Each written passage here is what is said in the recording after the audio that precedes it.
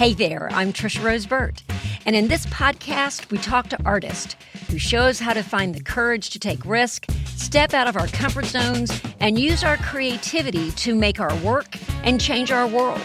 Pay close attention because this is no time to be timid. If you're looking for an unconventional role model, I've got one for you.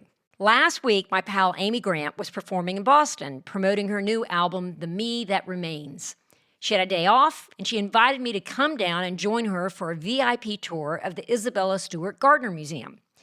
Now, I have been to that museum several times, but lucky me, this time I got to be one of 4 people guided through the museum by Chief Curator Nat Silver and the Director of HR, Nick Mackey.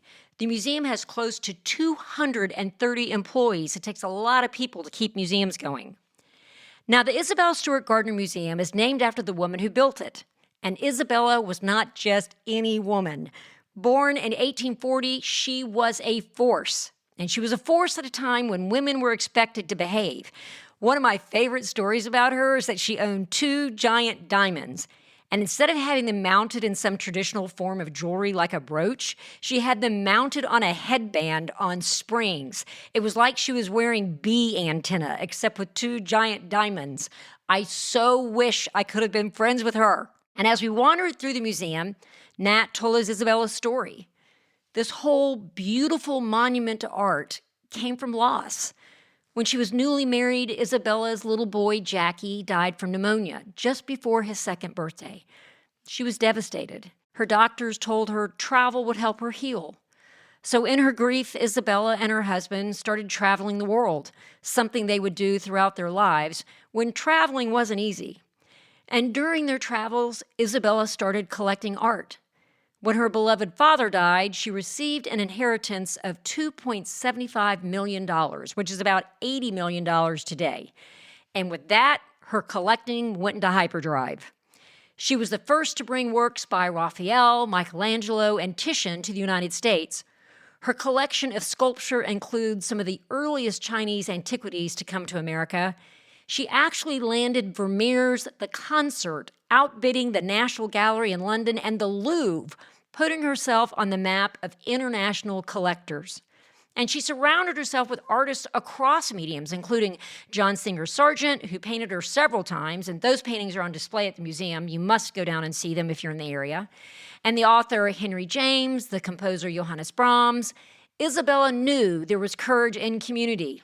And they no doubt cheered her on when she built this incredible museum to house her collections and share with the public. Nat and Nick pointed out objects we might have missed, like the child-sized sarcophagus in the garden courtyard where Isabella could meditate on the child she lost, or the priceless Italian Renaissance painting hung almost out of sight, but near a window so to be shown in the best light.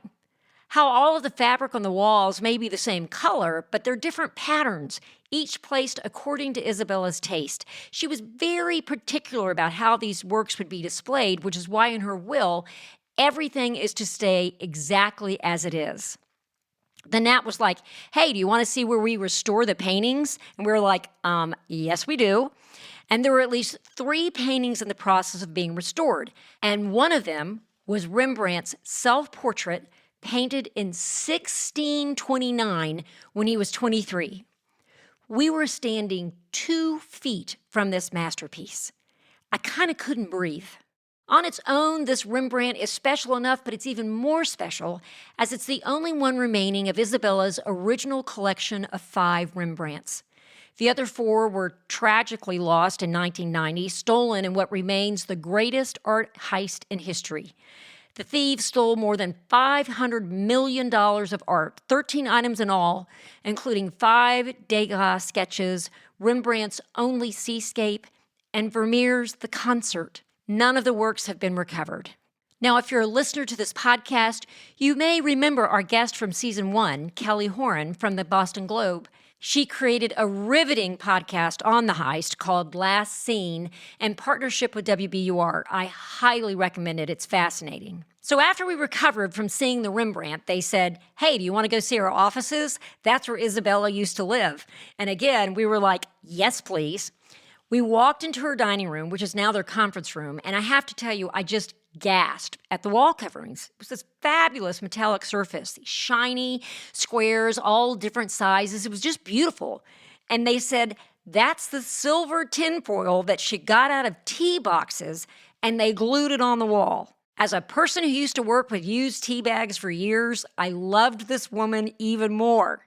Unconventional to her core, Isabella Stewart Gardner knew that the riskiest thing she could do was play it safe. And she left an amazing legacy because of it. If you're in Boston, stop by the museum. And in the meantime, remember, this is no time to be timid.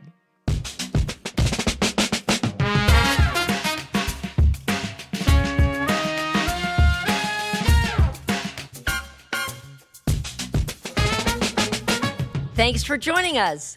And if you like what you hear, please review our podcast, subscribe to the show, and spread the word. It really helps build our audience. And remember, this is no time to be timid. No Time to Be Timid is written and produced by me, Trisha Rose Burt. Our episodes are produced and scored by Adam Arnone of Echo Finch. And our executive producers are Amy Grant, Nancy Perot, and Sage Wheeler. I'd also like to thank contributors to my Fractured Atlas fiscal sponsorship, which helps make this podcast happen. No Time to Be Timid is a presentation of No Time to Be Timid Productions. You can change